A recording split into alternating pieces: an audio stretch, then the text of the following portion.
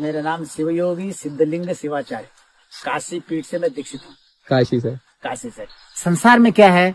अन्न ही प्राण है, प्राण ही जीव है, जीव ही शिव है। संसार में हर प्राणी अन्न खाता है, उसके अंदर प्राण दौड़ रहा है। प्राण दौड़ रहा तो जीव दौड़ रहा है। ठीक है। और जीव जब तक दौड़ेगा तब तक शिव घूमता रहेगा, है ना? बिल्कुल। हाँ, इसीलिए इस संसार में अगर जानना, निराकार और साकार भगवान दो रूपों में है। कोई व्यक्ति कहता है खड़ा होके, भगवान यहाँ बैठे, ऐसे बैठे हैं, किसका ध्यान कर रहे हैं? भगवान किसी और को ध्यान नहीं कर रहे, अपने अंदर ही। इसीलिए कोई बोलता है ना, व्यक्ति जब साधना करना है तो अपने अंदर महसूस करो, अपने अंदर देखो, बाहर मत देखो। हम भी बोलते हैं ना, आंख बंद करके देखा तो भगवान दिखेगा, आंख खोल के देखा तो संसार दिखेगा। आंख खोला तो सारा संसार दिखेगा, ये दुकान के कान, खाना पीना। अंदर देखा तो भगवान दिखेगा। अंदर सच्चाई है, बाहर झूठा है।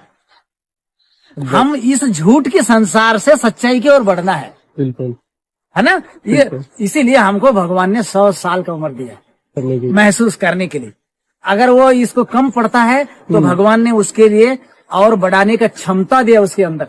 बिल्कुल। वो कैसे? साक्षी भाव से। साक्षी भाव से अपनी उम्र की बदलाव कर सकता है व्यक्ति।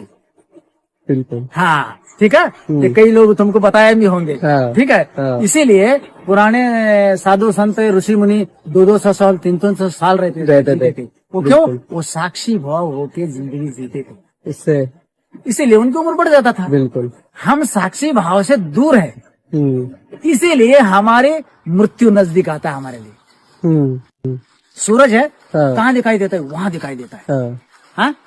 अगर उसकी प्रकाश की महसूस करना है तो मैं यहीं बैठ के कर सकता हूँ ना, वहाँ जाने की जरूरत ही नहीं है। सही बात है। वहाँ जाने की जरूरत ही नहीं है, तो मैं यहीं बैठ के कर सकता हूँ। वैसे ही साक्षी भाव में बैठ के उस परमात्मा का अगर अनुभूति कर दिया तो उसके लिए और कुछ नहीं इस दुनिया में, बस यही है। बिल्कुल। ये बाकी तो साकार रूप में हम संसार में पूजा पाठ, नाना प्रकार के क्रिया, ये साकार है। साकार से निराकार की ओर बढ़ना होता है, यही मोक्ष है। और जैसे एक बच्चा होता है, बच्चा पहला क्या होता है? निराकार स्वरूप होता है, वो जानता नहीं हम ये बच्चा भगवान स्वरूप है यार।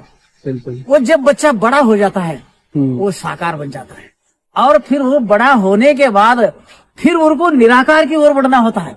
बुढ़ापा, अगर तुम्हारे सामने कोई बूढ़ा आदमी तुमको गलत बोला, उसको क्या बोलेगा? तुम ये छोड़ो यार, बुजुर्ग है, चलो हमारे महापुरुष है, बोलते है ना। वो कौन है? वो भगवान के स्वरूप है। बच्चा और बूढ़ा ये दोनों ही साक्षी भाव में होते हैं, लेकिन जवानी जो है, जब से वो अन्न खाने लगेगा, अन्न छोड़ने तक ये साक्षी भाव में